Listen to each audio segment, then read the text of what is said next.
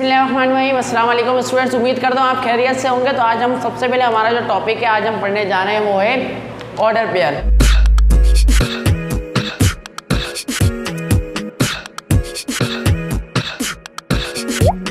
तो देखें order pair क्या होते हैं उसको डिटेल के अंदर समझते हैं। देखें पहले हमारे पास पॉइंट लिखा हुआ है रेनी डिस्क्रेट। रेनी डिस्क्रेट कौन थे? एक फ्रेंच, इधर लिख देता हूँ, फ्रेंच मैथमेटिशियन थे, ठीक है।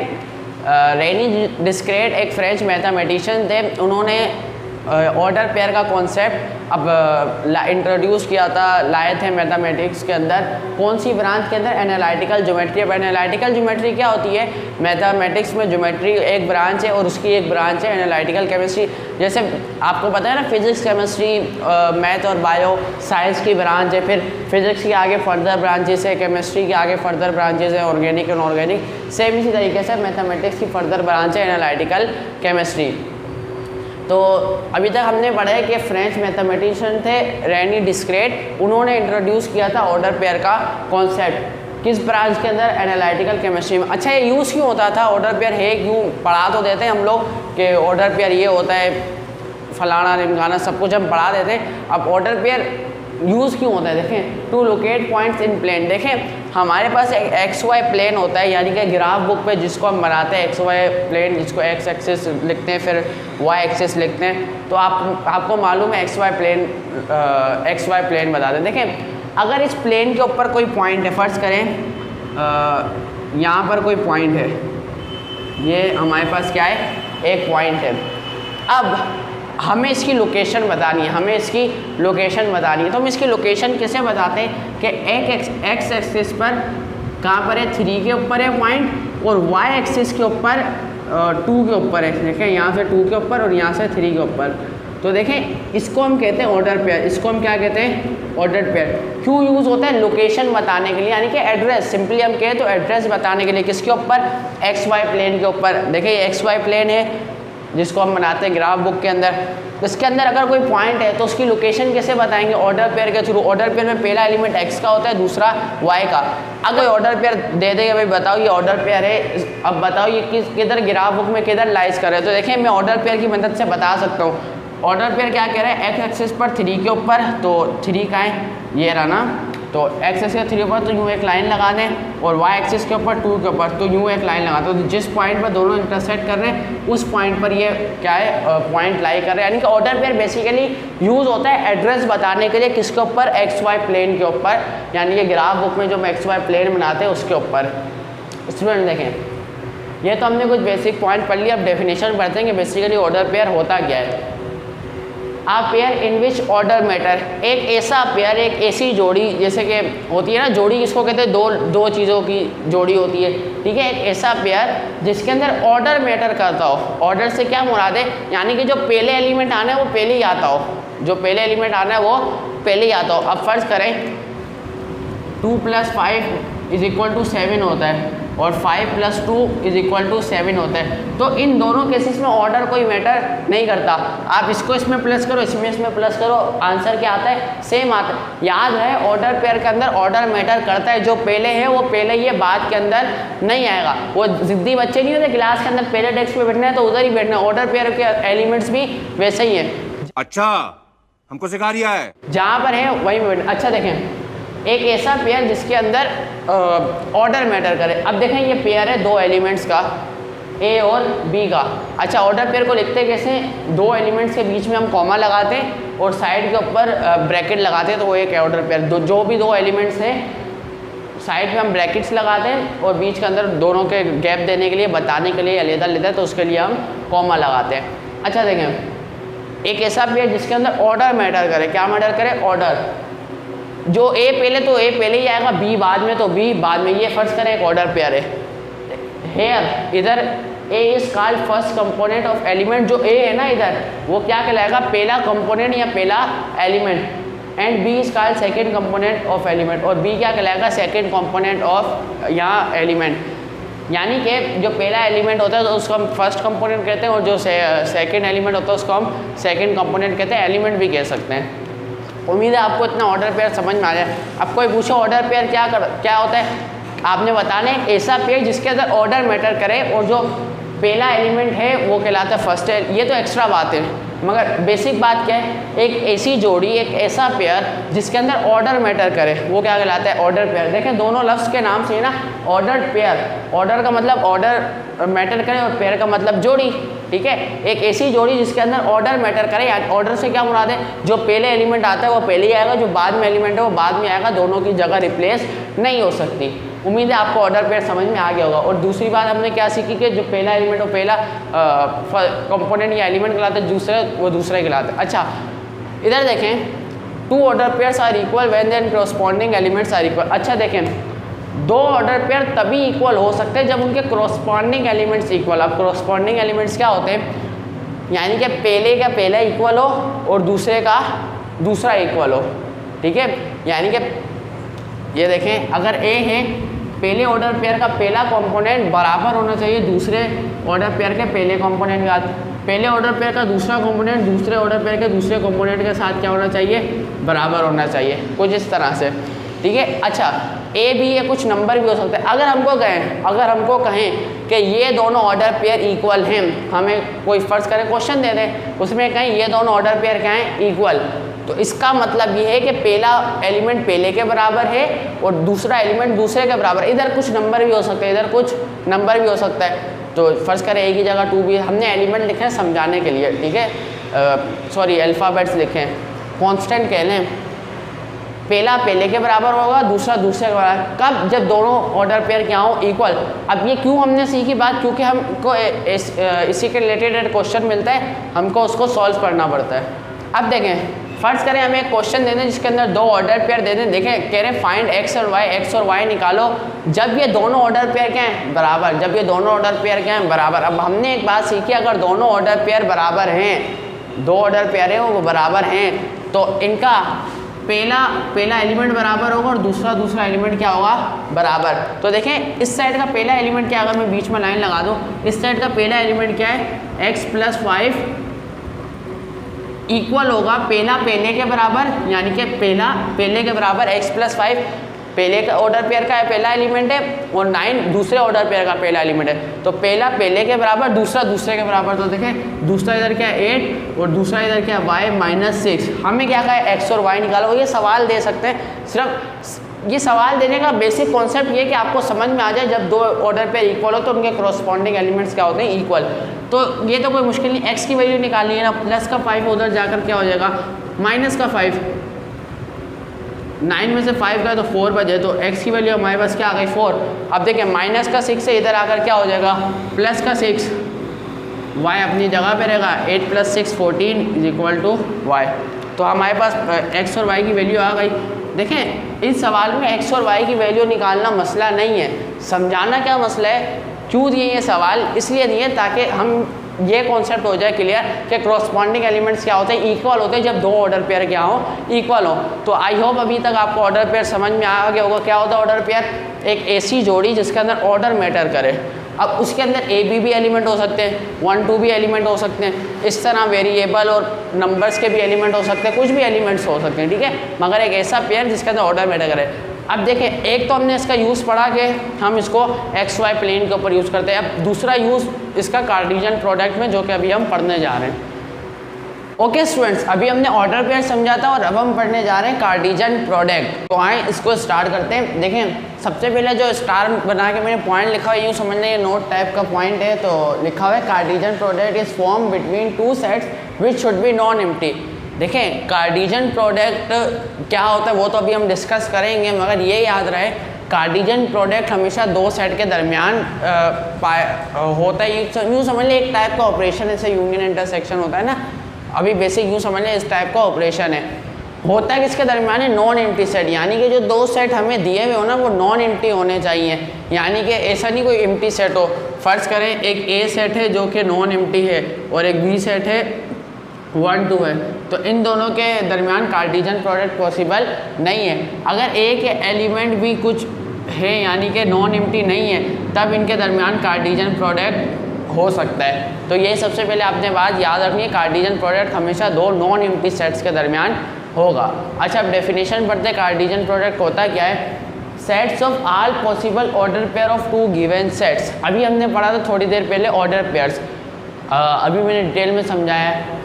अब set of all possible order pairs of two given set, यानी कि देखें हमें दो सेट दिए हुए हों और उनके हम ऑर्डर पेयर निकालें जितने निकल सकते हैं, जितने पॉसिबल्स हैं, जितने पॉसिबल हैं, जितने हम निकल सकते हैं, उनके सेट ऑर्डर पेयर निकालें और उनको एक सेट में बंद कर दें, तो वो क्या कहलाता है हमारे पास कार्टेशियन प्रोडक्ट। दोबारा रिपीट कर रहा हूँ, सेट है किसका, ऑल पॉसिबल ऑर्डर पेयर, यानी कि ऑल मतलब सारे जितने भी पॉसिबल ऑर्डर पेयर हो सकते हैं, ऑर्डर पेयर निकल सकते हैं, वो सारे order pair of two set, दो सेट के दरमियान सारे ऑल पॉसिबल यानी कि जितने भी ऑर्डर पेयर निकल सकते हैं दो सेट के, उनके सेट को हम क्या कहते हैं, कार्टेशियन प्रोडक्ट। उम्मीद है आपको समझ में आए होंगे क्या होता है कार्टेशियन प्रोडक्ट। दो सेट के जितने ऑर्डर पेयर निकल सकते हैं, अब मैं निकाल के बताऊंगा आपने कैसे निकाल सकते हैं सारे ऑर्डर पेयर, मैं निकाल के बताऊंगा, ठीक है, उसकी आपने टेंशन नहीं है, डेफिनेशन समझे।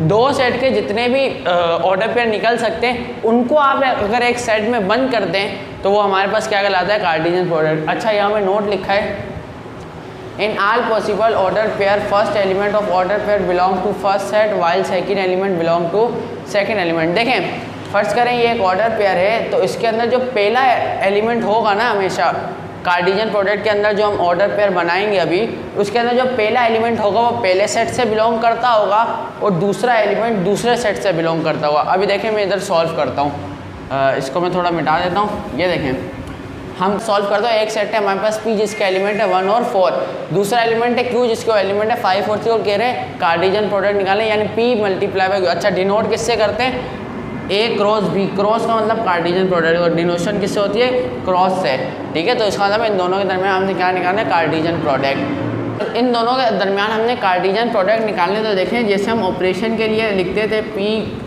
क्रॉस का मतलब कार्टेशियन प्रोडक्ट क्यों निकालें, तो सबसे पहले P का सेट आ जाएगा। P का सेट हमारे पास क्या है, 1 और 4, और देन कार्टेशियन प्रोडक्ट का सिंबल और Q का सेट आ जाएगा 5 और 3। अब देखिए क्या बोला था डेफिनेशन में, सारे ऑर्डर पेयर बनाने जितने भी हो सके। देखें सबसे पहले 1 का 5 के साथ बनेगा और फिर 1 का 3 के साथ। कैसे, ये देखें P क्रॉस Q लिख देता हूँ इधर, इज इक्वल टू, देखें सबसे पहले 1 का 5 के साथ बनेगा, 1 का 5 का, फिर अब 1 का 3 के साथ,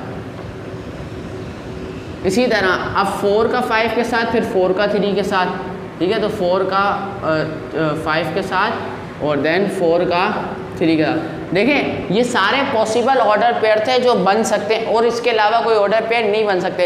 याद रहे ऐसा नहीं होगा कि 5 पहले आ जाए 1 बाद में, क्यों, क्योंकि अभी हमने पढ़ा है जो पहले सेट के एलिमेंट हैं वो पहले आएंगे, जो बाद वाले सेट के एलिमेंट है वो बाद में आएंगे। यानी कि P क्रॉस Q का मतलब है कि P के एलिमेंट क्या होंगे, पहले वाले क्या हैं, सारे P के एलिमेंट। देखें 1 1 4 4 क्या है, P के एलिमेंट, और बाद वाले किसके हैं, Q के एलिमेंट जो सेकेंड एलिमेंट है, जैसे 5 3 5 3 तो 5 3, ठीक है।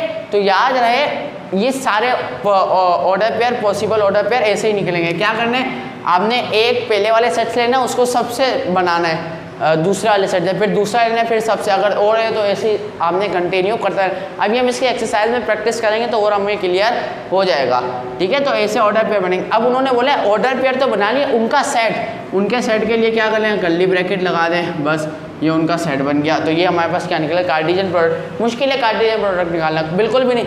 देखें पहला एलिमेंट क्यों आए, क्योंकि पहला, अब देखें अगर मैं Q कार्टेशियन प्रोडक्ट P निकालूँ ना, तो अब पहले जो एलिमेंट आएंगे ना वो Q के आएंगे, ठीक है। अब देखें Q कार्टेशियन प्रोडक्ट अगर मैं P निकालूँ तो सबसे पहले Q 5 और 3 और कार्टेशियन प्रोडक्ट 1 और 4। तो देखें सबसे पहले 5 का 1 के साथ, फिर 5 का 4 के साथ। तो देखें 5 का 1 के साथ, फिर 5 का 4 के साथ, फिर 3 का 1 के साथ, 3 का 4 के साथ। अब ये किसके कार्टेशियन प्रोडक्ट हैं, Q कार्टेशियन प्रोडक्ट P के। अब क्यों, देखें ये दोनों आपको सेम लग रहे हैं, नहीं, देखें इसमें अरेंजमेंट मैटर करती है। जो पहले है उसके एलिमेंट्स पहले आएंगे, जो बाद में उसके एलिमेंट बाद में। तरीक़ेकार क्या, जैसे देसी तरीके से अगर मैं समझाऊं, आपने पहला एलिमेंट लेना है उसको दोनों से कर देना है, ठीक है। जैसे 1 को लिया मैंने 5 से किया, फिर दोबारा 1 को लिया 3 से किया, तो अब आगे कोई एलिमेंट नहीं है, ख़त्म, अब दूसरे पे स्विच करेंगे। 4 को लिया 5 से किया, फिर 4 को लिया 3 से किया। तो ऐसे हम देसी तरीके से सारे ऑर्डर पेयर हमारे पास बन जाएंगे, कोई बीच से मिस भी नहीं होगा। आई होप आपको ये समझ में आई होगी। अब चलते हैं नेक्स्ट वीडियो की तरफ। फ्रेंड्स अब हम पढ़ने जा रहे हैं बाइनरी रिलेशन, और ऐसा पढ़ेंगे इंशाल्लाह कि हमें भी बच्चों वाला लगने लगेगा। स्टूडेंट देखें, मैंने कुछ पहले लाइन लिखी है, for understand binary relation first revise subset. Binary relation समझने से पहले हम सबसेट कैसे निकालते हैं, जो हमने पहले पढ़ चुके हैं उसको हम रिवाइज कर लेते हैं। अगर आपको डिटेल में समझना है तो वीडियो सेपरेट से है, तो चलें पहले इसको रिवाइज करते हैं। क्यों? क्योंकि वो मैं आपको बताऊंगा इसकी वजह क्या है। देखिए सबसेट कैसे निकालते हैं, फ़र्ज़ करें एक सेट है 1 और 2, तो इसके सबसेट कैसे निकालते हैं। देखें सबसे पहले एक एम्प्टी सेट आ जाता है, देन फिर एक एक एलिमेंट करके लिख देते हैं, और फिर 2 एलिमेंट करके लिख देते हैं, और इन सब का एक सेट बना देते हैं। तो ये क्या निकल गया हमारे पास, सबसेट निकल गया। फिर स्टूडेंट्स इन सब का हम क्या नाम है, दोनों साइड पे सेट के कर्ली ब्रैकेट लगा देते, तो इस तरह से हमारा सबसेट निकल जाता है। तो देखिए सबसेट कैसे निकला, एक सेट से क्या निकल गया, सबसेट। अब देखें मेरी बात, बाइनरी रिलेशन में देखें जिस तरह सेट्स के एलिमेंट से सबसेट निकलता है ना, किससे, देखें सेट के जो एलिमेंट्स हैं 1 2, इससे सबसेट बने ना, ये एलिमेंट्स कहलाते हैं। तो सेट के एलिमेंट से सबसेट बनता है। इसी तरह कार्टेशियन प्रोडक्ट के ऑर्डर पेयर से जो सबसेट बनेंगे वो हमारे पास बाइनरी रिलेशन कहलाते हैं। देखें सिंपल सी बात है, कोई मुश्किल नहीं है। सेट के एलिमेंट से सबसेट बनता है, सेट के एलिमेंट से। इसी तरह कार्टेशियन प्रोडक्ट में एलिमेंट्स क्या है, ऑर्डर पेयर, और उससे जो सबसेट बनेगा वो हमारे पास बाइनरी रिलेशन कहलाता है। अब देखें मैं करके दिखाता हूँ। फ़र्ज़ करें मुझे बाइनरी रिलेशन चाहिए, उसके लिए सबसे पहले मुझे जो सेट दिए हुए उनके दरमियान कार्टेशियन प्रोडक्ट निकालना ज़रूरी ही है। अभी मैंने सिखाया था कार्टेशियन प्रोडक्ट आपको कैसे निकालते हैं। तो देखें कार्टेशियन प्रोडक्ट के लिए क्या करेंगे, C क्रॉस D है, तो सबसे पहले C का सेट आ जाएगा 1 और 2, और देन D का सेट यानी कि A और B। अब देखें कार्टेशियन प्रोडक्ट निकालना है ना, तो मैंने कहा था फर्स्ट को फर्स्ट से करें, फिर फर्स्ट को सेकंड से, ठीक है। तो देखें फर्स्ट को फर्स्ट से किया, और फिर फर्स्ट को सेकंड से, इसी तरह फिर सेकंड को फर्स्ट से, सेकंड को सेकंड से, ठीक है। 2A और 2B कार्टेशियन प्रोडक्ट अभी मैंने आपको डिटेल में समझाया कैसे निकालने। अब इनका क्या बना लेना है, हमने एक सेट में बंद कर देना, तो हमारे पास क्या निकल गया है, कार्टेशियन प्रोडक्ट। देखें स्टूडेंट्स इधर हमने सेट से सबसेट निकाले थे, इधर कार्टेशियन प्रोडक्ट से क्या निकालेंगे, सबसेट निकालने को हमारे पास बाइनरी रिलेशन कहलाएंगे। देखें C क्रॉस D था, कार्टेशियन प्रोडक्ट हमारे पास निकाल लिया। इधर जो थे वो एलिमेंट से निकाला था ना, इधर ऑर्डर पेयर को एलिमेंट कंसीडर करके अगर हम सबसेट निकालें, देखें एलिमेंट क्या है, ये पूरा एक एलिमेंट है, ये पूरा दूसरा एलिमेंट है, ये पूरा तीसरा एलिमेंट है, और ये पूरा चौथा एलिमेंट है। तो देखिए इसके क्या नाम है, सबसेट कितने बनेंगे वो तो सबसेट वाले फार्मूले से आ जाएगा हमारे पास, ठीक है। तो अभी उसको बाद में देखते हैं फार्मूले कितने बनेंगे सबसेट, वो तो बिल्कुल जिस तरह इसमें फार्मूला लग के निकाल। देखिए 4 एलिमेंट है इसके अंदर, यानी कि ऑर्डर पेयर जिसके अंदर एलिमेंट होता है, तो उस फार्मूले से हमारे पास आ जाएगा। हमारे पास ये क्या है, एलिमेंट है। अब एलिमेंट के सबसेट कैसे बनाते हैं, पहले हम वो बनाते हैं, ठीक है, पहले हम वो बनाते हैं। तो देखें सबसे पहले क्या आ जाएगा, एक एम्प्टी सेट, एम्प्टी सेट से पहले अब क्या आएगा, सिंगल सिंगल करके एक एक एलिमेंट, जैसे इधर इधर आते थे सिंगल सिंगल करके, तो इनको क्या कर लेंगे, कर्ली ब्रैकेट में बंद कर लेंगे, ये हो गया, ठीक है। इधर ऑर्डर पेयर आएगा 1 और A। मैं पहले इसके सारे सबसेट बनाए तो फिर आपको बताता हूँ।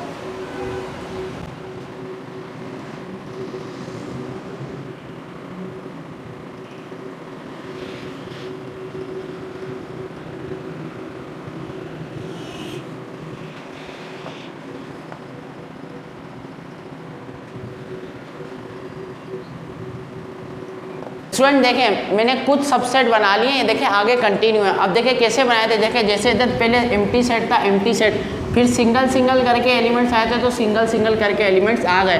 फिर अगर ये 3 होता तो डबल डबल करके आते, तो मैंने भी इधर डबल डबल करके लिख दिए। फिर ये डबल वाले कंप्लीट होते हैं, फिर ट्रिपल करके आते। तो इसमें जो ऑर्डर पेयर है वो एलिमेंट है, जैसे हमारे सबसेट बनते हैं वैसे ही सारे सबसेट बन जाएंगे। अब देखें इसके अंदर बाइनरी रिलेशन क्या है। हमारे पास ये एक बाइनरी रिलेशन है, ये दूसरा बाइनरी रिलेशन है, ये तीसरा, चौथा, पांचवा, ये पूरा छठा, सातवां, आठवां। यानी कि जो एक सबसेट है ना, जिसको हम इधर एक सबसेट बोलते थे, वो हमारे पास एक बाइनरी रिलेशन है। ठीक है, एक जो सबसेट है वो हमारे पास क्या है, एक बाइनरी रिलेशन है। अब हमें बोले जो C to D है उसमें से कोई भी 2 बाइनरी रिलेशन फाइंड करो, तो हमारी मर्जी है, हम इनमें से कोई भी 2 उठाकर क्या करते हैं, लिख दें। इसको और इसको उठाकर लिख दें कि भाई देखें, फ़र्ज़ करें एक रिलेशन है हमारे पास, फ़र्ज़ करें R1 है, ये रख देते हैं हम लोग 1A और फिर 2B। तो ये हमारे पास क्या है, एक रिलेशन होगा, ये पूरा एक है। तो फ़र्ज़ करें बोले 2 रिलेशन निकालो, तो एक तो हमने निकाल लिया, एक में एम्प्टी सेट उठा के लिख देता हूँ। ठीक है, तो ये भी बाइनरी रिलेशन है। बोले 3 बाइनरी रिलेशन निकालो, तो फिर फ़र्ज़ करें 3 बाइनरी रिलेशन निकालो, तो कोई भी एक रिलेशन ये उठा के लिख देता हूँ। ठीक है, अब देखें 3 निकल आए। ठीक है, 1, 2 और 3। तो देखें इस तरह से बाइनरी रिलेशन, तो एक जो होगा ना, अब आगे 2 वाले भी बनेंगे, फिर 3 वाले भी, तो वो 3 जो एलिमेंट हो, यानी कि 3 जो ऑर्डर पेयर का एक वो होगा बाइनरी रिलेशन, वो हमारे पास एक बाइनरी रिलेशन कंसीडर किया जाएगा। तो सिंपली हम, इतना मुश्किल नहीं है बाइनरी रिलेशन को समझा। देखें दोबारा रिपीट करता हूँ, सेट बराबर है इधर कार्टेशियन प्रोडक्ट के, यानी कि इधर से सेट से निकलते हैं ना सबसेट, सेट से सबसेट निकलते हैं, इधर कार्टेशियन प्रोडक्ट से सबसेट निकलते हैं। इधर जो एलिमेंट होते हैं वो इधर ऑर्डर पेयर, जो इसमें एक एलिमेंट है ना, उसमें एक ऑर्डर पेयर है। नंबर 3 इसके सबसेट और इसके बाइनरी रिलेशन, ये सारे क्या है, ये सारे सबसेट है ना, ये एक सबसेट है, ये दूसरा, ये तीसरा, ये चौथा, 4 सबसेट हैं। इसी तरह इनके जितने सबसेट बनेंगे वो क्या कहलाएंगे, बाइनरी रिलेशन कहलाएंगे। एक बाइनरी रिलेशन, दूसरा, तीसरा, चौथा, पांचवा, छठा, तो कोई भी बाइनरी रिलेशन निकालना मुश्किल बात नहीं है। तो आई होप आपको बाइनरी रिलेशन इतना डिटेल में समझाया, समझ में आया होगा। अगर मैं एक दफ़ा समराइज़ करूं कैसे निकालेंगे बाइनरी रिलेशन, कार्टेशियन प्रोडक्ट के जो ऑर्डर पेयर हैं उनके अगर हम सबसेट बनाएं, जैसे हम बनाते थे इधर सबसेट, तो उनमें से एक जो सबसेट होगा वो एक बाइनरी रिलेशन होगा। हम इसकी मज़ीद प्रैक्टिस करेंगे एक्सरसाइज के अंदर। अस्सलामुअलैकुम स्टूडेंट्स, तो आज हम पढ़ने जा रहे हैं फंक्शंस। तो आई होप आप इसके लिए फंक्शंस को समझने के लिए रेडी होंगे, क्योंकि ये बहुत इंपॉर्टेंट टॉपिक है। जैसे कि आप जानते हैं ये सेट और फंक्शन वगैरह डिस्क्रीट मैथमेटिक्स की या ब्रांच के अंदर आते हैं। तो जो लोग इंजीनियरिंग करते हैं, इंजीनियर्स के लिए या एल्गोरिदम्स वगैरह के लिए ये बहुत इंपॉर्टेंट टॉपिक्स होते हैं। ठीक है, अभी हमको इसका यूज़ आम ज़िंदगी में नहीं दिखता सेट्स का, फंक्शंस का, मगर जब हम आगे फर्दर जाएंगे इंजीनियरिंग वगैरह के लिए तो हमें इसका यूज़ देखने को मिलेगा। अच्छा, हमको सिखा रिया है। अच्छा देखिए, फंक्शन समझते हैं। फंक्शन मैंने लिखा हुआ है सबसे पहला पॉइंट, आई स्पेशल बाइनरी रिलेशन। देखिए अभी हमने पढ़ा था बाइनरी रिलेशन को। ठीक है, बाइनरी रिलेशन क्या होते हैं, इससे पहले अभी मैंने पढ़ाया था बाइनरी रिलेशन क्या होते हैं, सबसेट होते हैं, मगर किसके, कार्टेशियन प्रोडक्ट के। बाइनरी रिलेशन क्या होते हैं, सबसेट होते हैं, किसके, कार्टेशियन प्रोडक्ट के। फ़र्ज़ करें जैसे हम सबसेट निकालते थे ना, उसके अंदर ये क्या होते थे, एलिमेंट्स होते थे एक सेट के। इसमें कार्टेशियन प्रोडक्ट का एक ऑर्डर पेयर, एक क्या नाम है, एलिमेंट है। ये देखें इसमें कितने एलिमेंट है, 4। तो अगर मुझे इसके सबसेट बनाना है तो कैसे बनाऊंगा, इस टाइप से एक एक करके लिखेंगे। फिर हम क्या करते हैं, 2 2 करके लिखते हैं, फिर 3 3, यानी कि जैसे हम सबसेट बनाते हैं ना, इसमें भी इसके सबसेट बनेंगे, मगर कैसे बनेंगे, ये जो रिलेशन है ना, क्या नाम है हमारे, ऑर्डर पेयर, इसके अंदर एलिमेंट होते हैं। मैंने इसको बाइनरी रिलेशन को इससे पहले काफ़ी डिटेल में समझाया। अगर मैं सिंपली करूँ, बाइनरी रिलेशन क्या होते हैं, बाइनरी रिलेशन भी सबसेट होते हैं, मगर किसके, कार्टेशियन प्रोडक्ट के एलिमेंट्स के क्या होते हैं, सबसेट। जैसे उसमें पहले हम बनाते थे नल सेट, फिर सिंगल सिंगल करके लिखते थे, फिर ऐसी डबल डबल, फिर ट्रिपल, फिर आखिरी में इसी सेट एज इट इज़ आ जाते। तो ये बाइनरी रिलेशन होते थे, इससे पहले मैं डिटेल में आपको समझा चुका हूँ। अब मेरी बात सुने, फंक्शंस क्या है, एक स्पेशल बाइनरी रिलेशन क्या है, एक स्पेशल बाइनरी रिलेशन। तो अब कोई भी पूछे फंक्शन क्या है, तो अभी तक आपको इतना पता है बाइनरी रिलेशन, मगर कौन से एक स्पेशल टाइप के बाइनरी रिलेशन। अब वो स्पेशल टाइप कौन सी है वो अभी मैं आपको समझाता हूँ। देखें डेफिनेशन लिखा हुआ है, in which each element of domain has a unique image with codomain. नहीं आ रही समझ में, क्यों, क्योंकि हमें पता ही नहीं है डोमेन क्या होता है, को डोमेन क्या होता है और इमेज क्या होती है। तो इससे समझने से पहले देखें मैं आपको कुछ थोड़ी सी एक कहानी टाइप की यानी कि चीज़ समझाता हूँ, फिर उनसे इंशाल्लाह इसको हम कंपेयर करके सब चीज़ें समझ लेंगे। फ़र्ज़ करें हम देखें फॉर बेटर अंडरस्टैंडिंग मैंने पहले से लिखा हुआ है। देखें फ़र्ज़ करें एक सेट है जिसके एलिमेंट है 1 से लेकर 7 तक और सेट बी है जिसके एलिमेंट है ABCD। अच्छा फ़र्ज़ करें ये जो सेट ए है ये कुछ क्लास के अंदर एक क्लास है जिसके अंदर 7 स्टूडेंट है, ये उनके रोल नंबर है 1 2 3 4 5 6 7। और ये जो बी ए सेट है ये ग्रेड्स हैं उनके जो उन स्टूडेंट्स ने लिए अपने पेपर्स के अंदर या अपने जो टेस्ट के अंदर, जो भी कह सकते हैं। अब देखें हम क्या करेंगे, इसको इससे मिलाएंगे। फ़र्ज़ करें रोल नंबर 1 ने हमारे पास बी ग्रेड लिया है, रोल नंबर 2 ने हमारे पास ए ग्रेड लिया है, रोल नंबर सी ने डी लिया है, रोल नंबर 4 ने सी लिया है, रोल नंबर 5 ने भी ए लिया है, रोल नंबर 6 ने भी सी लिया है और रोल नंबर 7 ने बी लिया है। तो हमने इसको क्या कर दिया है, कंपेयर करके इनको आपस में मिला दिया जो स्टूडेंट ने जो उनसे ग्रेड्स लिए थे। अब स्टूडेंट देखें इसके अंदर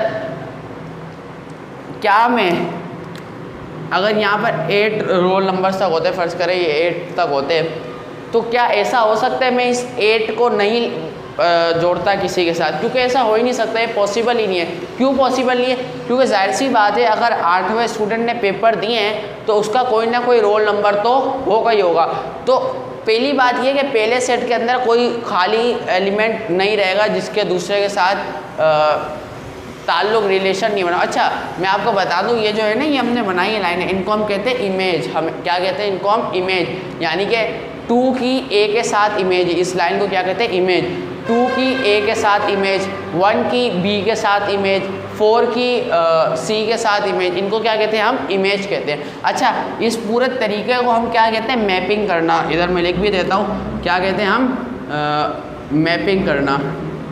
ठीक है, तो इतनी बातें आपको याद रहनी चाहिए। अब देखें ये पॉसिबल नहीं है कि अगर 8 स्टूडेंट ने पेपर दिए हैं और 8वें का कोई ग्रेड ना, तो जाहिर सी बात है इसका कोई ना कोई ग्रेड होगा। अच्छा ये भी पॉसिबल, अच्छा ये तो पॉसिबल है कि देखें रोल नंबर 2 ने भी ए ग्रेड हासिल किया और रोल नंबर 5 ने भी ए ग्रेड हासिल किया है। ये इतनी बात तो पॉसिबल है हमारे सामने। मगर देखें स्टूडेंट हमारे ये बात हमें पॉसिबल किसी भी सूरत नहीं है कि रोल नंबर 2 ने ए ग्रेड भी हासिल किया और रोल नंबर 2 ने बी ग्रेड भी हासिल किया है। ये पॉसिबल ही नहीं हो सकता। एक रोल नंबर है, अगर मैंने ए ग्रेड लिया तो मैं बी ग्रेड कैसे ले सकता हूँ उसी पेपर के अंदर? ये पॉसिबल नहीं है। ठीक है, तो हमने अभी तक पढ़ा 2 चीज़ें पॉसिबल नहीं है। पहली चीज़ क्या कि कोई एलिमेंट खाली छूट जाए, पहले सेट का कोई एलिमेंट खाली छूट जाए, पॉसिबल नहीं, क्योंकि जाहिर सी बात है उसकी किसी न किसी के साथ इमेज होनी चाहिए। जैसे अभी मैंने आपको एग्जांपल से समझाया। नंबर 2 चीज़ क्या पॉसिबल नहीं है, पहले के एलिमेंट का किसी 2 इमेज हो, किसी 2 मतलब के दूसरे सेट के एलिमेंट्स के साथ। अब देखें मैं इसको आपको फंक्शन के लिहाज से समझाता हूँ। पहले हम इधर समझते हैं concept of domain, codomain and range.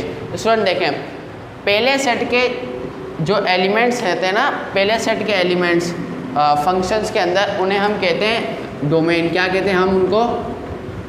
Domain. दूसरे सेट के एलिमेंट्स को हम कहते हैं कोडोमेन। कोडोमेन, ठीक है। पहले सेट के एलिमेंट्स को कहते हैं हम डोमेन, दूसरे सेट के एलिमेंट्स को कहते हैं कोडोमेन। अब फंक्शंस क्या होते हैं इसको मैं थोड़ी देर में आपको डिटेल में समझाने वाला हूँ। तकरीबन मैंने समझा दिया, मगर आपको इसी के अंदर कहीं छुपा हुआ इसी कहानी के अंदर अभी आपको क्लियर करता हूँ। पहले इसको समझें। पहले सेट के एलिमेंट्स को क्या कहते हैं हम? डोमेन। पहले सेट के एलिमेंट्स को हम क्या कहते हैं? डोमेन। और दूसरे सेट के एलिमेंट्स को कोडोमेन। इतनी बात समझ में आएगी। अच्छा स्टूडेंट एक और चीज़ भी पॉसिबल है। फ़र्ज़ करें अगर ये रोल नंबर 3 है, इसने भी कोई सी ग्रेड ले लिया है, तो ये डी एलिमेंट क्या हो गया? बच गया है। डी एलिमेंट क्या हो गया? बच गया।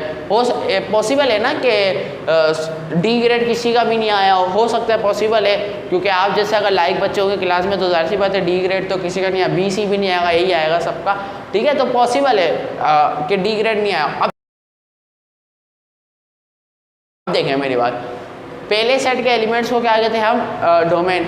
दूसरे सेट के एलिमेंट को कोडोमेन। अब देखें दूसरे सेट के जितने एलिमेंट्स पहले सेट के साथ इमेज बना लेते हैं, यानी कि ताल्लुक बनाए थे, जैसे 5 का ए ग्रेड आया तो ये ताल्लुक बन गया ना, एक इमेज कहते हैं इसको, भी मैंने आपको बताया।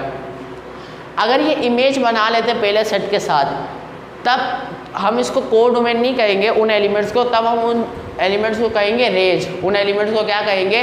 रेंज। देखें ये 3 एलिमेंट्स से बनाया हुआ है ना, तो इसको हम क्या कहेंगे? रेंज।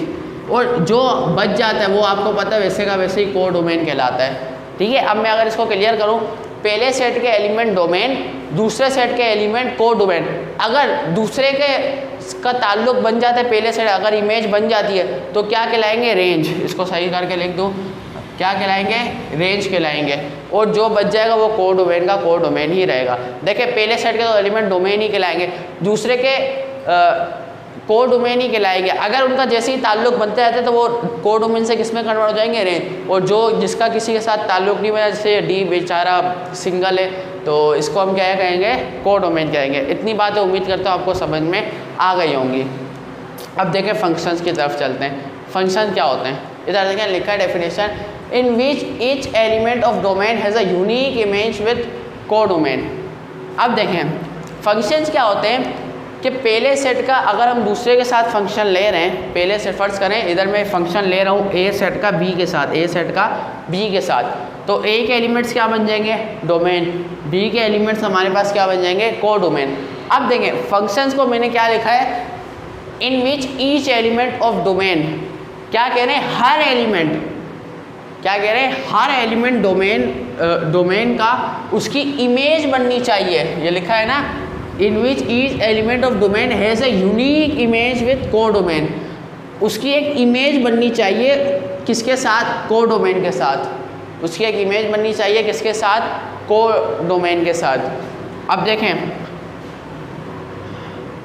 ये सारे एलिमेंट क्या है? डोमेन है।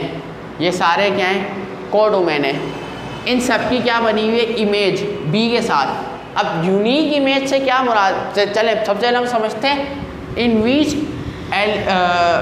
विच ईच एलिमेंट। ईच का मतलब हर एलिमेंट। कोई ऐसा एलिमेंट होना नहीं चाहिए जिसकी कोई इमेज ना हो। तो देखें इधर 8 है, इसकी कोई इमेज नहीं है, तो जाहिर सी बात है अगर 8वां कोई रोल नंबर है उसने कोई ना कोई ग्रेड तो लिया होगा। तो फर्ज करें उसने क्या लिया? सी ग्रेड लिया उसने भी। ठीक है, तो अब पहला जो हमारे पास इतना नुक्ता नज़र था ईच वाला काम, वो तो हमारा हो गया, यानी कि हर किसी की इमेज होनी चाहिए। अब यूनिक इमेज से क्या मुराद है? यूनिक का मतलब सेपरेट। यूनिक का मतलब सेपरेट। सेपरेट का मतलब एक इमेज होनी चाहिए। हर डोमेन की एक ही इमेज होनी चाहिए, दो इमेज नहीं हो सकती, हो ही नहीं सकती, पॉसिबल नहीं। अब देखें अगर रोल नंबर 1 की इमेज किसके साथ है? बी के साथ, यानी कि रोल नंबर 1 ने बी ग्रेड लिया है, तो रोल नंबर 1 की इमेज ए के साथ नहीं हो सकती। अगर फर्ज करें मैं यूँ लिख दूँ तो ये पॉसिबल नहीं है। देखें रोल नंबर 1 की अगर इमेज ए के साथ है, रोल नंबर 1 की इमेज किसके साथ है? फर्ज करें बी के साथ है, यानी कि रोल नंबर 1 ने बी ग्रेड लिया, तो रोल नंबर 1 की इमेज ए के साथ हो ही नहीं सकती।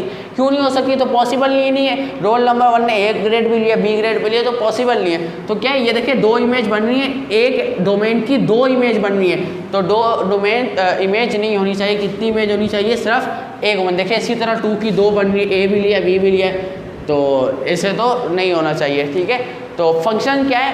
अगर मैं इसको देसी तरीके से सिंप्लीफाई करूं कि भाई पहले सेट का डोमेन कहलाते हैं, दूसरे सेट के कोड डोमेन कहलाते हैं, अभी मैंने आपको बताया, यानी कि सब डोमेन की इमेज होनी चाहिए। 2 पॉइंट्स आपने आ रहे हैं। अव्वल तो सारे एलिमेंट की डोमेन होनी चाहिए, और नंबर 2 क्या है? मैंने आपको बताया कि यूनिक होनी चाहिए, यानी कि सेपरेट होनी चाहिए। ऐसा नहीं कि दो कोड डोमेन के साथ दो इमेज नहीं होनी चाहिए, एक डोमेन की 2 इमेज नहीं होनी चाहिए। अच्छा, कोड डोमेन की 2 इमेज हो सकती है, जैसे कि ये देखें रोल नंबर 2 ने भी ए ग्रेड लिया, रोल नंबर 5 ने भी ए ग्रेड लिया, तो ये तो पॉसिबल है। कोड डोमेन की 2 इमेज हो सकती है, डोमेन की 2 इमेज नहीं हो सकती, क्योंकि पॉसिबल नहीं है। देखें अगर मैं इसको यूँ समझाऊँ, यानी कि एक ये इमेज है, एक ये इमेज है, ये पॉसिबल नहीं है। कोड डोमेन की 2 इमेजेस पॉसिबल हैं। ठीक है, तो याद रखें फंक्शन क्या है? अव्वल तो सब एलिमेंट की इमेज होनी चाहिए किसी ना किसी कोड डोमेन के एलिमेंट के साथ, और कोड डोमेन के साथ। और नंबर 2 हाँ दूसरा क्या है? और यूनिक होनी चाहिए। नंबर 2 क्या? यूनिक, यानी कि एक ही होनी चाहिए, एक डोमेन की एक इमेज। कोड डोमेन की 2 हो सकती हैं, जैसे मैंने अभी आपको एग्जांपल से समझाया। तो आई होप आपको समझ में आ गया होगा। अभी फंक्शंस को थोड़ा और डिटेल में अब देखें, इसको अगर हम लिखना चाहें तो लिखेंगे कैसे? फ़र्ज़ करें 1 की इमेज है b के साथ, तो मैं इसको कैसे लिखूँगा, 1 की इमेज b के साथ। 2 की इमेज है a के साथ, तो कैसे लिखूँगा, 2 की इमेज है a के साथ, सॉरी 1 की इमेज b के साथ थी। अब 3 की इमेज क्या है, किसके साथ है, c के साथ। 3 की इमेज क्या है, c के साथ। 4 की इमेज क्या है, c के साथ। 4 की इमेज क्या है भाई, c के साथ। 5 की किसके साथ है, a के साथ। 6 की c के साथ। देखें 7 की किसके साथ है, b के साथ। और 8 की c के साथ। अच्छा ये जो इधर है, अगर एक एलिमेंट बच जाए तो इसका कोई फ़र्क नहीं पड़ता, डोमेन में नहीं बचना चाहिए, को डोमेन में बच जाए तो इशू नहीं है। अच्छा देखें, इसको हम ऐसे फंक्शन में लिखें, यानी कि पहले, अच्छा आपको तो पता है जैसे कि पहले से बिलोंग करता है, यानी कि सेट ए से, और दूसरा एलिमेंट ऑर्डर पेयर में बी से बिलोंग करता है। ऑर्डर पेयर में आपको समझा चुका हूँ। देखिए अब हमको इसको देखने से क्या पता चल रहा है, 1 की इमेज है b के साथ, 2 की इमेज है a के साथ, c की इमेज है, 3 की इमेज है c के साथ। तो ये मैं पूरी इस वर्डिंग के अंदर लिखा हुआ है। तो पहला a होता है, दूसरा b होता है। तो ये फंक्शन का सिंबल है कि फंक्शन है किसका, a to b। अच्छा अब ये क्या है, एक स्पेशल बाइनरी रिलेशन है, एक स्पेशल बाइनरी रिलेशन है। अगर इन दो सेट के मैं पहले कार्टेशियन प्रोडक्ट निकालूं और उसके बाइनरी रिलेशन निकालूं, तो उसमें कहीं ना कहीं एक रिलेशन ये भी छुपा हुआ होगा। अब इतने सारे बाइनरी रिलेशन निकल जाएंगे, उम्मीद है आपको फंक्शन समझ में आ गए होंगे। क्या होते हैं फंक्शन, एक तो सारे एलिमेंट्स की इमेज होनी चाहिए, ठीक है, और नंबर 2 यूनिक होनी चाहिए, एक डोमेन की 2 इमेजेस नहीं होनी चाहिए। बस इतनी सी सिंपल सी बात है। अब मैं इसको आगे फर्दर डिटेल में समझाता हूँ। अच्छा अब ये देखें, डेफिनेशन में हम पूरा उतर रहे हैं। In which each element of domain has a unique image with codomain. इतना बात समझ में आ गई। अच्छा देखें इधर भी देखें, पहले वाला क्या होता है, डोमेन है ना, तो ये तो पहले हम किसको लिखते हैं, सेट ए को, तो सेट ए के एलिमेंट क्या करें, डोमेन। अब दूसरे वाला क्या कहलाते हैं, ये दूसरे वाले रेंज कहलाते हैं। दूसरे वाले क्या कहलाते हैं हमारे पास, रेंज। रेंज क्यों कहलाते हैं, क्योंकि इनका इमेज बन गई है, इनकी इमेज बन गई है। तो अगर हम इस फॉर्म में लिखा हुआ है ना, तो पहले वाला डोमेन, दूसरे वाला रेंज। को डोमेन इस फॉर्म में लिखे ही नहीं जाएंगे क्योंकि उसकी इमेज ही नहीं बनती है। को डोमेन तो दूसरे सेट के वो बचे हुए एलिमेंट्स होते हैं जिनकी इमेज ना बने। तो इस फॉर्म में तो आपको क्या नाम है, को डोमेन नहीं मिलेगा। क्या होता है, देखिए पहला क्या हो जाएगा, डोमेन हो जाएगा, दूसरा रेंज। पहला डोमेन, दूसरा रेंज, क्योंकि को डोमेन की तो इमेज बनती नहीं है, इसलिए इसको इधर लिखते भी नहीं है, ठीक है। तो उम्मीद है आपको डोमेन, को डोमेन वगैरह भी समझ में आ गए होंगे। अब इसको थोड़ा सा और फर्दर डिटेल में समझते हैं कौन से फंक्शन है और कौन से फंक्शंस नहीं है। ओके स्टूडेंट्स, मैंने कुछ यहाँ पर 3 तरह के क्या नाम है फंक्शंस की वो बनाने की कोशिश की है। आपने बताने इन तीनों में से कौन सा फंक्शन है, कौन सा फंक्शन नहीं है। मैं 1 मिनट के लिए साइड पर हूँ, आपने वीडियो को पॉज करना है और आपने बताना है कौन सा फंक्शन है और कौन सा फंक्शन नहीं है। याद रहे आपके पास सिर्फ 30 सेकेंड्स हैं। जैसा कि आपको पता है 30 सेकेंड कंप्लीट हो गए, तो अब हम आपको बता दें कौन से फंक्शन है नहीं है। तो देखें आपने बस ये 2 पॉइंट्स याद रखने, तो आप कभी पहचान सकते हैं कौन सा फंक्शन है और कौन सा फंक्शन नहीं है। देखें पहला पॉइंट क्या है, no element should be left in first set, यानी कि पहले सेट के अंदर कोई एलिमेंट बचा हुआ नहीं होना चाहिए। कोई ऐसा एलिमेंट नहीं होना चाहिए पहले सेट के अंदर जिसकी कोई इमेज ना हो। दूसरे सेट में ना हो तो चलेगा, पहले सेट में कोई ऐसा एलिमेंट बचा हुआ नहीं होना चाहिए जिसकी कोई इमेज ना हो। और दूसरा पॉइंट क्या है, all elements of first set should have unique image, यानी कि जो पहले सेट के जो सारे एलिमेंट्स हैं उनकी यूनिक इमेज होनी चाहिए, यानी कि एक की इमेज 1 के साथ होनी चाहिए, पहले सेट की इमेज 2 के साथ नहीं होनी चाहिए। तो बस ये 2 पॉइंट याद रखने हैं, तो हम आराम से पहचान सकते हैं। देखें अगर मेरे को ये पहचानना है कि फंक्शन है कि नहीं है, तो देखो मैं पहला पॉइंट पहले इसके अप्लाई करूँगा कि कोई भी एलिमेंट पहले बचा हुआ नहीं होना चाहिए। तो देखें ये एलिमेंट बचा हुआ है तो ये तो फंक्शन नहीं है। अच्छा दूसरे में देखें पहला पॉइंट अगर मैं अप्लाई करूँ कि कोई भी एलिमेंट बचा हुआ नहीं होना चाहिए, तो देखें कोई भी एलिमेंट बचा हुआ तो नहीं है। अब दूसरे पॉइंट पे आऊँ कि हर एलिमेंट की यूनिक इमेज होनी चाहिए। अब देखें पहले की यूनिक इमेज है, सही है, दूसरे की यूनिक इमेज है, हाँ, मतलब इसकी 2 इमेजेस नहीं है, पहले सेट की 2 इमेजेस नहीं है। तीसरे की यूनिक इमेज नहीं, यानी कि तीसरे का सी के साथ भी बना रहा है और तीसरा बी के साथ भी बना रहा है, यानी कि यूनिक इमेज नहीं है।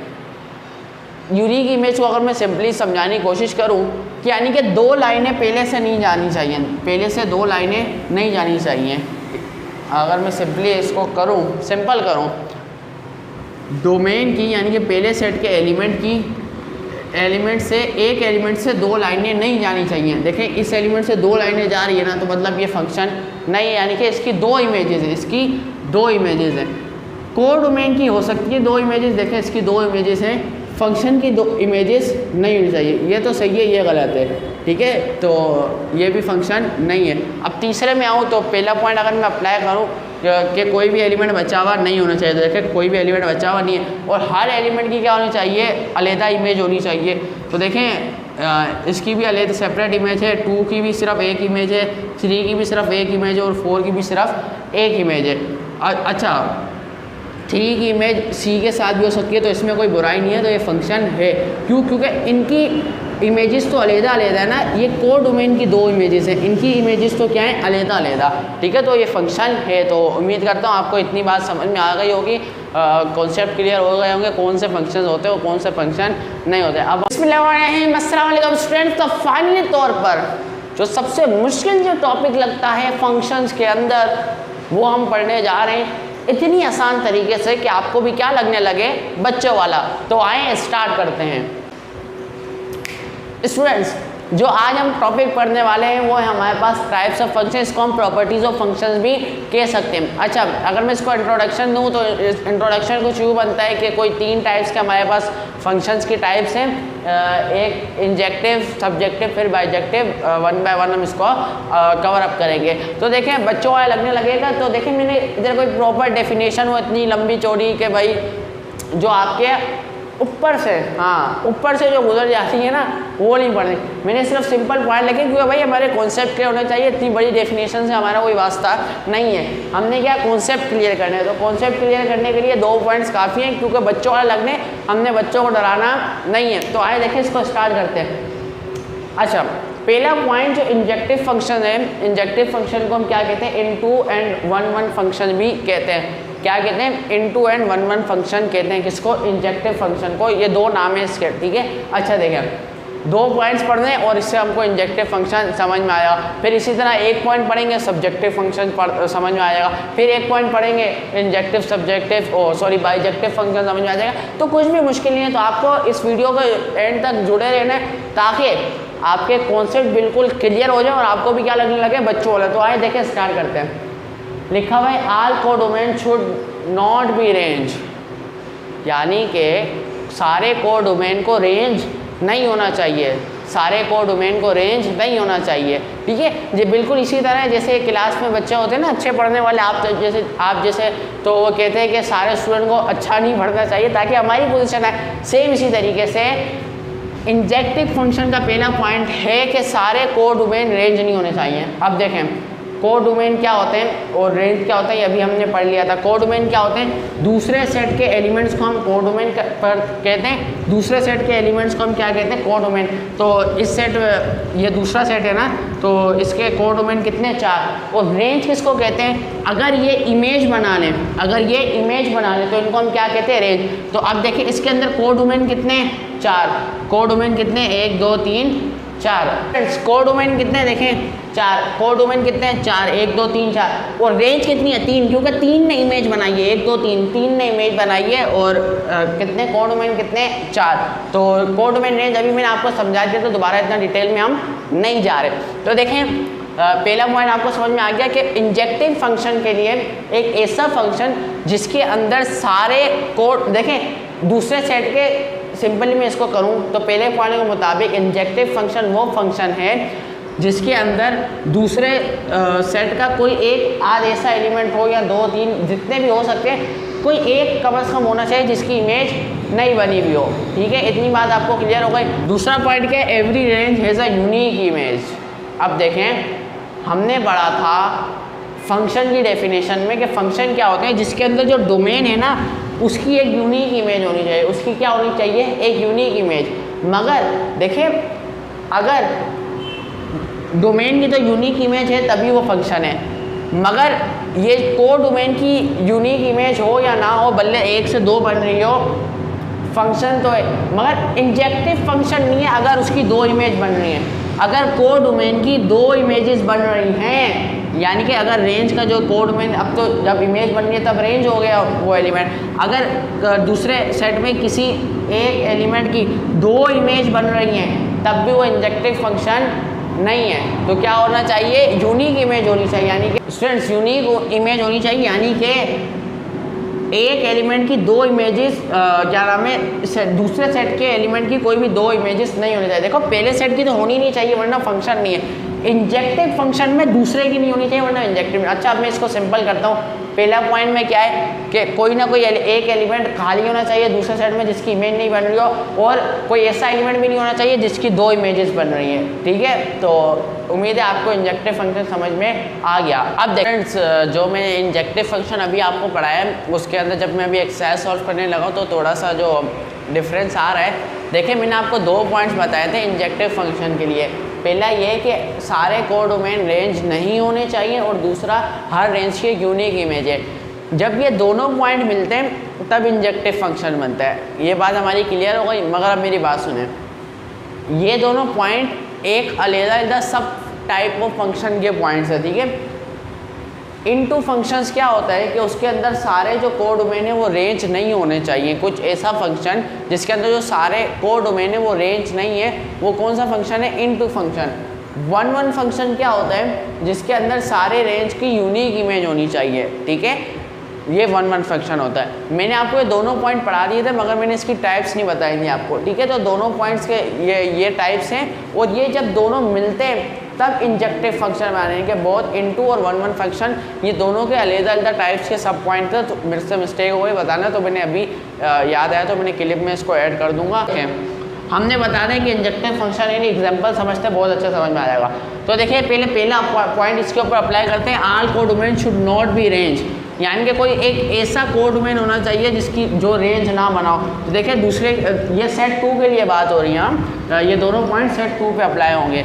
अच्छा कोई ऐसा कोई ऐसा है एलिमेंट जिसके अंदर रेंज ना, कोई को डोमेन जिसके अंदर रेंज, तो जी हाँ 4 रेंज नहीं बना यानी कि इसकी इमेज नहीं बनी तो रेंज नहीं है ये।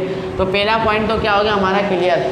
अब दूसरे पे आए, every range has unique image, her range की क्या होनी चाहिए, यूनिक इमेज। तो देखिए इसकी एक ही इमेज बन रही है, इसकी एक ही बन रही है, मगर इसकी क्या बन रही है, 2 इमेज। तो इसका मतलब दूसरे पॉइंट पे होकर क्या हो गया, फेल हो गया। तो इसका मतलब ये इंजेक्टिव फंक्शन नहीं है, तो नो पे टिक। अब देखें ये इंजेक्टिव फंक्शन है, तो देखें पहला पॉइंट इसके ऊपर अप्लाई करें, सारे को डोमेन को रेंज नहीं होना चाहिए। देखें तो यहाँ तो सारे को डोमेन की मैपिंग हुई है, सारे को डोमेन की इमेज बनी है, तो मतलब सारे को डोमेन क्या है, रेंज है। तो इसका मतलब ये तो पहले पॉइंट में फेल हो गया, तो ये भी क्या होगा, नो। तीसरे पे अप्लाई करें, देखें पहला पॉइंट क्या है, ऑल को domain should not be range. देखें सारे को डोमेन को रेंज नहीं होना चाहिए, यानी कि कोई ऐसा इमेज एलिमेंट होना चाहिए जिसकी रेंज ना हो। तो इसको मैं ज़रा सिंपल कर दूँ, मैंने थोड़ा सा करेक्ट करके लिख दिया है। अब देखें इसके ऊपर अगर मैं पहला पॉइंट अप्लाई करूँ तो पहला पॉइंट क्या है, ऑल को domain should not be range, यानी कि सारे को डोमेन को रेंज नहीं होना चाहिए। ये देखिए इसकी मैपिंग हुई है तो मतलब रेंज है, रेंज है, रेंज है, ये रेंज नहीं है, यानी कि पहले पॉइंट से तो पास हो गया, यानी कि इंजेक्टिव फंक्शन है पहले पॉइंट के लिहाज से, क्योंकि इसके अंदर एक ऐसा को डोमेन है जो रेंज नहीं बना हुआ। अब दूसरा देखें, every range has unique image, her range की यूनिक इमेज होनी चाहिए, यानी कि एक ही इमेज बननी चाहिए। तो इसकी एक ही बन रही है, इसकी एक ही बन रही है, इसकी एक ही बन रही है, तो इसका मतलब ये इंजेक्टिव फंक्शन है। तो भाई यस, पहली फुर्सत में यस, ठीक है। तो अब हमें इंजेक्टिव फंक्शन उम्मीद है समझ में आ गया। अब चलते हैं और सब्जेक्टिव फंक्शन के ऊपर। फाइनली तौर पर हम पढ़ने जा रहे हैं सब्जेक्टिव फंक्शन, यानी कि टाइप 2, जिसको हम कहते हैं ऑन टू फंक्शन भी। कोई मुश्किल नहीं है, बच्चों वाले बिल्कुल। देखें ऑल को डोमेन शुड बी रेंज, कोई लंबी चौड़ी डेफिनेशन नहीं, जैसे हमने पढ़ा था कि भाई सारे को डोमेन को क्या होना चाहिए, रेंज होना चाहिए। इंजेक्टिव में क्या पढ़ा था, नहीं होना चाहिए, इधर पढ़े होना चाहिए। कोई मुश्किल है, बिल्कुल नहीं बच्चों वाला। ये देखें इट इज़ सब्जेक्टिव फंक्शन बताना है कि नहीं। देखें इस ये रेंज बना, को डोमेन रेंज बना क्योंकि इसकी इमेज बनी है, को डोमेन रेंज बना क्योंकि इसकी इमेज बनी हुई है, को डोमेन रेंज बना हुआ है, इसकी इमेज नहीं बनी हुई क्योंकि ये रेंज भी नहीं है। तो इसका मतलब ये तो सब्जेक्टिव फंक्शन नहीं है। ये देखें कोडोमेन जो है वो रेंज बना हुआ है, कोडोमेन रेंज बना है, यानी कि सारे कोडोमेन रेंज बने हुए हैं, तो ये सब्जेक्टिव फंक्शन है। 1 मिनट नहीं लगा हमें सॉल्व करने में। अब देखें ये होते हैं बाय 1 गेट 1 फ्री, 50% ऑफ। हमने इंजेक्टिव डिटेल में समझा, सब्जेक्टिव खुद ब खुद आ गया समझ। अब देखें बाइजेक्टिव आपको कितनी जल्दी समझ में आता है, तो स्टार्ट करते हैं उसको। फाइनल तौर पर हम पढ़ने जा रहे हैं हमारे टाइप्स ऑफ फंक्शन की लास्ट टाइप, जिसमें हमने पढ़नी है बाइजेक्टिव फंक्शन। बाइजेक्टिव फंक्शन को हम into and onto function, यानी कि जो सब्जेक्टिव इंजेक्टिव का दूसरा नाम था ना इनटू और ऑन टू, तो इसका दोनों नाम है, into and onto function कहते हैं, और इसको बाइजेक्टिव फंक्शन, जैसे नाम से ही पता लग रहा है इनटू भी ऑन टू भी है। तो बाइजेक्टिव फंक्शन क्या होता है, वो इंजेक्टिव भी होता है सब्जेक्टिव भी होता है, यानी कि इनटू भी होता है ऑन टू भी होता है, यानी कि जो दो हमने पहले टाइप्स पढ़ी वो दोनों फंक्शन अगर दोनों की प्रॉपर्टीज़ अप्लाई हो रही हैं तो वो क्या है बाइजेक्टिव फंक्शन। तो देखें मैंने उनकी दोनों की प्रॉपर्टीज़ लिख दी हैं। देखें पहले इंजेक्टिव में पढ़ा था हमने कि सारी रेंज को डोमेन नहीं होना चाहिए, और दूसरी प्रॉपर्टी इंजेक्टिव में क्या पढ़ी थी कि हर रेंज की यूनिक इमेज होनी चाहिए। दूसरे हमें पढ़ा था all codomain should be range, यानी कि हर रेंज को डोमेन, हर कोडोमेन को रेंज होना चाहिए। स्टूडेंट देखें इसको डिटेल में बात करने से पहले यहाँ पे 2 पॉइंट्स हमारे पास कोलाइड कर रहे हैं, यानी कि एक कह रहा है कि रेंज होना चाहिए, दूसरा कह रहा है रेंज नहीं होना चाहिए। तो बाइजेक्टिव के अंदर मैंने कहा दोनों होने चाहिए, तो दोनों की प्रॉपर्टी, मगर इस पॉइंट पे आकर एक को क्या करना पड़ता है, हमको एलिमिनेट करना पड़ता है। देखें ये इंजेक्टिव फंक्शन की प्रॉपर्टी यहाँ पे लग रही है, तो अब यूँ समझ लें हमें एक सब्जेक्टिव की लगानी है, ठीक है। तो सब्जेक्टिव की दूसरी प्रॉपर्टी को क्या करते हैं कि हम मिटा देंगे। तो अब ये क्या बन गया, अब ये सही पॉइंट बन गया बाइजेक्टिव फंक्शन के। मैंने आपको समझाने के लिए लिखा था ताकि आपको समझ में आ जाए कि 2 पॉइंट्स कोलाइड करें। अच्छा अब डिटेल में समझें बाइजेक्टिव फंक्शन क्या होता है। ये प्रॉपर्टी किसकी है, सब्जेक्टिव की, यानी कि हर कोडोमेन को रेंज होना चाहिए।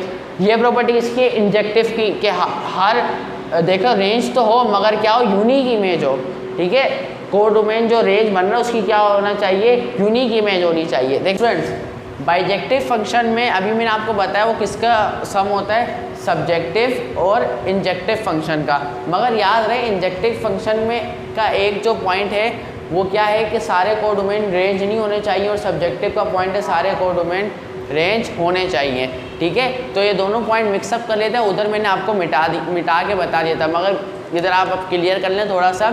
अभी मैंने आपको जैसा अलग से वीडियो में बताया था कि इंजेक्टिव फंक्शन 1 और इनटू का सम होता है, ठीक है, मगर इनटू का पॉइंट को हम निगलेक्ट कर दिया था। मैंने ये नहीं बताया थी ये टाइप कौन सी है, ठीक है। तो अगर ऑन सब्जेक्टिव और 1 फंक्शन हो तो बाइजेक्टिव फंक्शन होगा, और अगर इनटू और 1 फंक्शन हो तो इंजेक्टिव फंक्शन होगा। अब मेरी बात सुने, आप जहाँ पे बैठे हुए वहाँ पे आराम से सुकून से बैठें, हवा के नीचे एक गिलास ठंडा पानी पिए और सुकून से सांस लें, और इन पॉइंट्स को आप गौर से एक दफ़ा पढ़ लें, क्योंकि वीडियो तो आपने देख ली है और आपको इससे बहुत ज़्यादा क्लियर हो जाएगा, समझ में इंशाल्लाह आ जाएंगे। कैन अब हम एग्जांपल समझते हैं, हमें और अच्छे देखें क्या ये बाइजेक्टिव फंक्शन, तो इसके ऊपर पहला पॉइंट अप्लाई करते हैं, all codomain should be range. क्या इधर सारे कोडोमेन रेंज हैं, तो सी जो है वो रेंज नहीं है क्योंकि इसकी इमेज नहीं बनी है, तो इसका मतलब ये तो नहीं है। क्या ये है, तो देखिए पहला पॉइंट अप्लाई करते हैं, all codomain should be range, यानी कि हर कोडोमेन को रेंज होना चाहिए। तो 2 कोडोमेन दोनों रेंज हैं, तो मतलब पहला पॉइंट तो सेटिस्फाई। और दूसरा every range should be have unique image, her range की यूनिक इमेज होनी चाहिए। तो ये यूनिक इमेज है नहीं, 2 इमेज बन रही है, तो मतलब ये भी नहीं है। ये क्या बाइजेक्टिव फंक्शन है, तो देखें पहला पॉइंट इसको अप्लाई करें कि all codomain should be range, तो सारी कोडोमेन क्या होनी चाहिए, रेंज। तो ये भी रेंज है, ये भी रेंज है, क्योंकि इनकी भी क्या होनी है, इमेज बनी हुई है। तो और क्या दूसरी every range should have unique image, her range की क्या होनी चाहिए, यूनिक इमेज होनी चाहिए। देखें यूनिक है ना, किसी की 2 तो नहीं बनी, तो इसका मतलब ये बाइजेक्टिव है। तो आई होप आपको इंजेक्टिव सब्जेक्टिव बाइजेक्टिव समझ में आया होगा। अगर वीडियो अच्छी लगे, बच्चों वाला लगे, तो नीचे लिख दें कमेंट में भाई ये क्यों तो बच्चों वाला है, और सब्सक्राइब कर दें। गुस्से से लाल हो गया वैसे ही बटन के, भाई इतनी मेहनत और आप सब्सक्राइब नहीं कर रहे हैं, ये तो खुली तजाद है, ज़्यादती है, ठीक है। तो आप उसको सब्सक्राइब कर दो, और अच्छी लगे अगर वीडियो, अगर अच्छी लगे तो लाइक कर दे, और अगर कुछ समझ में ना आया हो तो आपकी मर्ज़ी है डिसलाइक कर दें, तो डिसलाइक कर दे, कोई इशू नहीं है, मगर कमेंट में बताएं क्या चीज़ समझ में नहीं है, ताकि अगली दफ़ा उसका ख्याल रखें। अपना बहुत सारा ख्याल रखें, पेपर्स की तैयारी करते हैं, मिलते हैं इंशाल्लाह नेक्स्ट वीडियो के अंदर।